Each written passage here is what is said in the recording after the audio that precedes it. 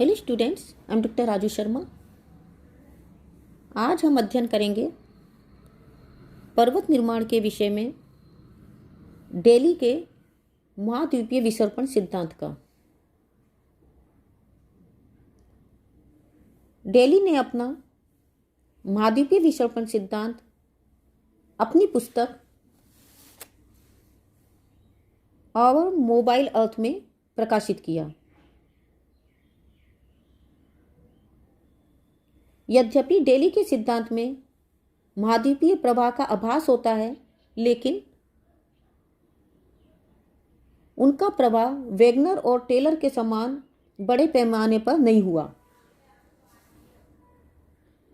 Daily के सिद्धांत में प्रयुक्त हुई शक्ति गुरुत्व शक्ति है। डेली ने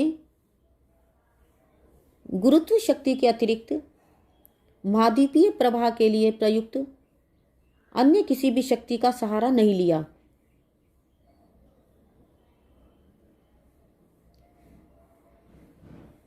डेली का सिद्धांत अधिक वैज्ञानिक, सरल और स्पष्ट है। इस सिद्धांत के अनुसार भूपटल के कुछ भाग भू अभिनतियां होते हैं। इन भू अभिनतियों के नीचे का परत ग्रेनाइट होता है।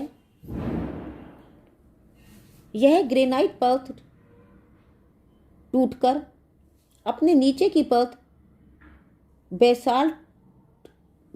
बेसाल्ट की ओर सरक जाता है।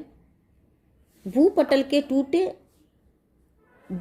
बड़े बड़े ग्रेनाइट भूखंडों की नीचे की ओर बेसाल्ट में खींचने वाली शक्ति गुरुत्व शक्ति होती है। यानी कि ग्रेनाइट के भूखंडों को बेसाल्ट की ओर खींचने वाली शक्ति को डेली ने गुरुत्व शक्ति बताया है। महाद्वीपों के सर्पण करने से उनके अग्रभाग में संपीड़न के कारण सिकुड़न पड़ जाती है। इन सिकुड़न से पर्वत बन जाते हैं। इस प्रकार से इस क्रिया द्वारा वलित पर्वतों का निर्माण होता है।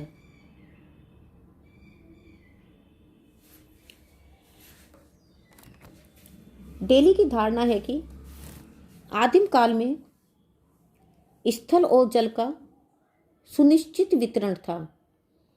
स्थल खंड भूमध्य रेखा और दोनों ध्रुवों के पास स्थित थे। इन तीन दृढ़ स्थल खंडों के बीच दो नीचे क्षेत्र अर्थात सागर थे, जिन्हें मध्य अक्षांशीय खाई कहा गया है। उत्तरी गोलार्ध में टेथिस सागर मध्य अक्षांशीय खाई था, लेकिन दक्षिणी गोलार्ध की खाई के बारे में कोई स्पष्ट अनुमान नहीं है। इसके अतिरिक्त एक विस्तृत आदिम प्रशांत महासागर था। इन दृढ़ भूखंडों और महासागरों के तल का निर्माण प्रारंभिक भूपटल द्वारा हुआ था। अतः आदिम काल में ही धरातल का स्थल भाग और जल भाग में विभाजन हो गया। स्थल भाग जल भाग से ऊंचा था, इसलिए भूमध्य रेखीय और ध्रुवीय स्थल भागों का प्रशांत महासागर की ओर और दो मध्य अक्षांशीय खाइयों की ओर ढाल था। प्रशांत महासागर और मध्य अक्षांशीय खाइयों में महाद्वीपीय गुंबदों के अपरदन से प्राप्त तल छटों का निक्षेप होने लगा और इन्हीं को प्रथम भूसन्नति के रूप में माना जा सकता है। सागरीय तल में दो कारणों से भार बढ़ने लगा। पहला सागरीय जल के भार से, दूसरा भूसन्नतियों में निक्षेपित अवसाद से। इस प्रकार सागरीय तल नीचे धंसता गया। कालांतर में सागरीय तल के नीचे की ओर धंसने से महाद्वीपीय उच्च भागों की ओर क्षैतिज दबाव पड़ने लगा। इस क्षैतिज दबाव से ऊंचे भूखंडों को सहारा मिला और साथ साथ इनके आकार में विस्तार होने लगा और इनकी ऊंचाई बढ़ती गई। महाद्वीपीय भूखंडों के आकार में वृद्धि के कारण भूसंनतीय जो अवसाद था उस पर दबाव में वृद्धि होती है और एक ऐसा समय आता है जब भूसंनति के नीचे का भूपटल इसे सहन नहीं कर पाता और वो टूटने लगता है। सागरीय तल में इस प्रकार की टूटन के कारण भूखंड के किनारे वाले भाग टूट जाते हैं, जिससे भूखंड का आधार हट जाता है। फलस्वरूप भूखंड में भारी तनाव की स्थिति आ जाती है और भूखंड बड़े बड़े खंडों में टूटकर भूसन्नति की ओर खिसकने लगता है। इससे भूसन्नतियों की तलछटों पर भारी दबाव पड़ता है और वो वलित हो जाती हैं और पर्वत निर्माण की प्रथम अवस्था का आविर्भाव होता है। दिल्ली अधः स्तर को गर्म शीशे नुमा बेसाल्ट का मानते हैं जो फिसलाऊ है और इस पर भूपटल आसानी से फिसल सकता है। उनके विचार में चूंकि अधः स्तर का घनत्व ऊपर के भूपटल से कम है, अतः भूपटल का टूटा हुआ भाग अधः स्तर पर अधः स्तर में गिरकर डूब जाता है।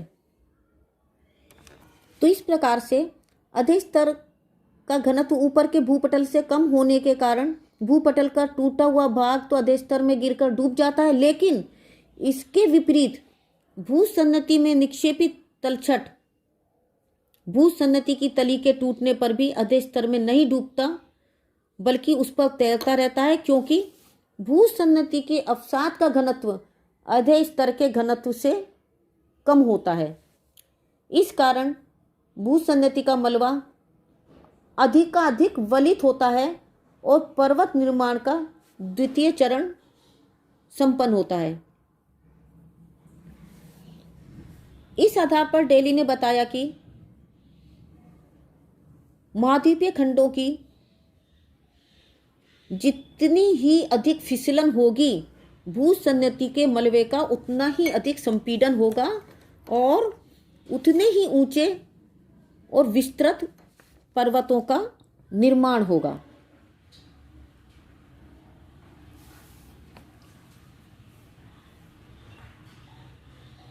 इस आधार पर प्रोफेसर स्टियर्स का कहना है कि डेली का यह सिद्धांत पर्वतों के निर्माण और उनके वितरण की स्पष्ट व्याख्या करता है। डेली के अनुसार भूपटल के पर्वतों का निर्माण महाद्वीपीय भाग के सागरों की ओर फिसलन से हुआ है। इस आधार पर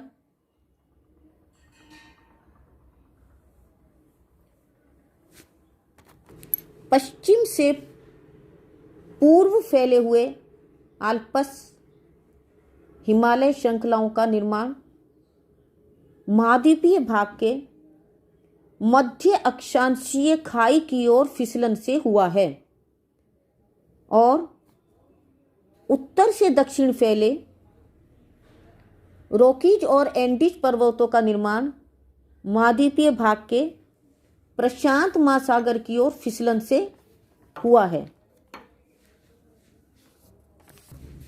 डेली के सिद्धांत की कुछ आलोचना भी है। उनके आलोचकों का कहना है कि डेली प्रत्येक महासागर से पर्वत निर्माण की आशा करते हैं। यदि इस विचार को मान लिया जाए तो यह भी माना जा सकता है कि वर्तमान महासागर में पर्वतों का निर्माण हो सकता है।